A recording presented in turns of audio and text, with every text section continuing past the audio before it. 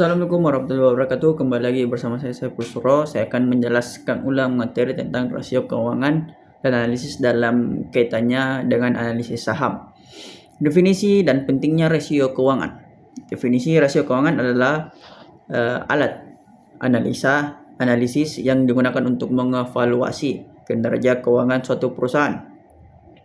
Rasio ini merupakan perbandingan antara berbagai item dalam potensi atau laporan keuangan perusahaan seperti neraca, laporan laba, rugi, dan laporan arus kas. Rasio-rasio ini memberikan gambaran yang lebih rinci tentang kesehatan keuangan perusahaan daripada hanya melihat angka-angka mentah dalam laporan keuangan.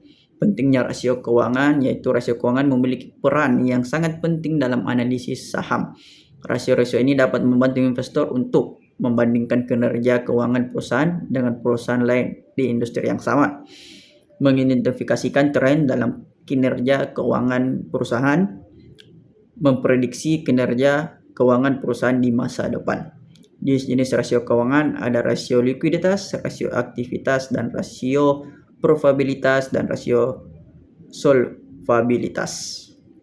Analisis dan interpretasi rasio keuangan perbandingan dengan standar industri. Yang pertama, rasio keuangan perusahaan dibandingkan dengan rasio keuangan rata-rata industri. Analisis ini membantu memahami posisi perusahaan relatif terhadap pesaing. Pengaruh faktor spesifik industri perlu dipertimbangkan. Tren historis, rasio keuangan perubahan dianalisa selama beberapa periode sebelumnya. Tren naik atau turun menunjukkan perubahan kinerja perusahaan. Analisis ini membantu memprediksi kinerja masa depan. Analisis sensitivitas mempengaruhi perubahan asumsi kunci pada rasio keuangan dianalisis. Contohnya dampak kenaikan suku bunga pada rasio likuiditas. Analisis ini membantu menilai risiko dan peluang. Analisis industri dan prospek masa depan. Yang pertama, definisi dan tujuannya. Analisis industri adalah proses mempelajari struktur dinamika dan tren dalam suatu faktor bisnis. Tujuannya adalah untuk memahami kekuatan dan kelemahan industri, peluang dan ancaman, serta faktor-faktor yang mempengaruhi kinerja perusahaan di dalamnya. Komponen analisis industri. Komponen utama di analisis industri meliputi struktur pasar, tren pasar, faktor eksternal, dinamika pesaing, dan prospek masa depan. Memahami komponen ini dapat membantu investor untuk menilai daya saing dan probabilitas perusahaan dalam jangka panjang. Adapun definisi dan tujuan analisis industri, yang pertama itu pengertian analisis industri. Analisis industri merupakan studi mendalam terhadap suatu sektor industri tertentu. Tujuannya adalah untuk memahami faktor-faktor yang mempengaruhi kinerja perusahaan dalam industri tersebut, meliputi analisis kompetitif, tren pasar, dan faktor makroekonomi. Tujuan analisis industri yaitu tak lain juga untuk mengidentifikasikan peluang, tantangan bagi perusahaan yang beroperasi dalam sektor tersebut. Informasi ini bermanfaat dalam pengambilan keputusan strategi seperti pengembangan produk baru, strategi pemasaran, dan investasi. Komponen analisis industri yaitu yang pertama ada struktur pasar, kedua pertumbuhan industri, ketiga siklus industri, dan keempat analisis SWOT. Tren pasar dan faktor eksternal. Tren pasar merupakan perubahan jangka panjang dalam permintaan dan penawaran produk atau jasa di suatu industri. Faktor eksternal yang dapat mempengaruhi tren pasar meliputi kondisi ekonomi makro seperti inflasi, suku bunga, dan pertumbuhan ekonomi. Selain itu, pertumbuhan teknologi, regulasi pemerintahan, dan demografi juga dapat membentuk tren pasar. Tren pasar dapat berdampak signifikan terhadap kinerja industri. Misalnya, peningkatan permintaan terhadap kendaraan listrik dapat memicu pertumbuhan industri otomotif. Namun tren pasar juga dapat menjadi ancaman bagi bagi industri yang tidak mampu beradaptasi perkembangan teknologi digital, misalnya dapat mengganggu bisnis tradisional yang tidak mampu memanfaatkan peluang digitalisasi.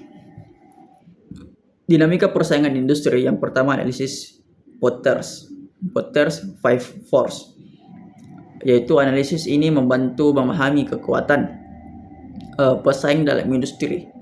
5 kekuatan tersebut adalah persaingan antara perusahaan, ancaman pendatang baru, ancaman produk substitusi, kekuatan tawar-menawar pemasok, dan kekuatan tawar-menawar pembeli. Dan yang kedua ada strategi pesaing. Memahami strategi pesaing termasuk strategi harga, diferensiasi produk, dan saluran distribusi. Penting juga menentukan untuk posisi kompetitif perusahaan. Yang terakhir ada tren industri, tren pasar, teknologi, peraturan yang berlaku dapat mempengaruhi intensitas persaingan. Misalnya peningkatan teknologi digital dapat menyebabkan peningkatan persaingan. Adapun strategi investasi berdasarkan analisis rasio keuangan dan industri. Yang pertama pendekatan top down. Strategi top down dimulai dengan analisis makroekonomi dan industri. Investor menganalisis kondisi pasar, tren, dan faktor eksternal yang dapat mempengaruhi kinerja saham. Setelah itu, investor memilih sektor atau industri yang diproyeksikan akan tumbuh. Dan yang kedua pendekatan bottom up. Strategi bottom up fokus pada analisis fundamental perusahaan.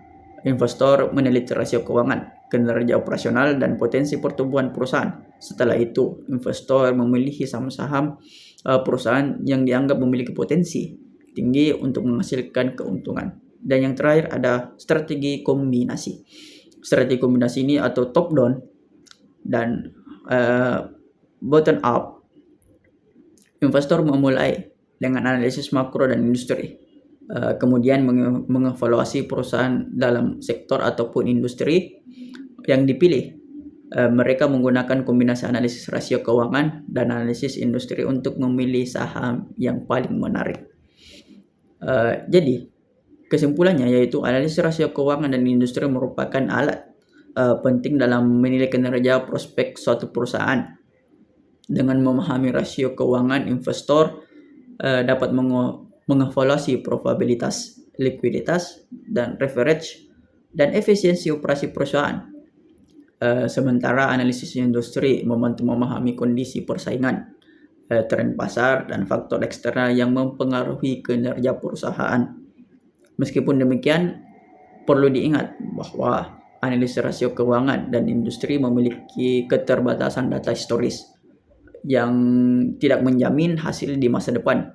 Kondisi ekonomi dan pasar yang berubah dapat mempengaruhi kinerja perusahaan. Oleh karena itu, penting juga untuk mempertimbangkan berbagai faktor dan melakukan analisis yang komprehensif sebelum pengambilan keputusan investasi. Itulah tadi hasil pemaparan materi ulang tentang rasio keuangan dan analisis dalam kaitannya dengan analisis saham.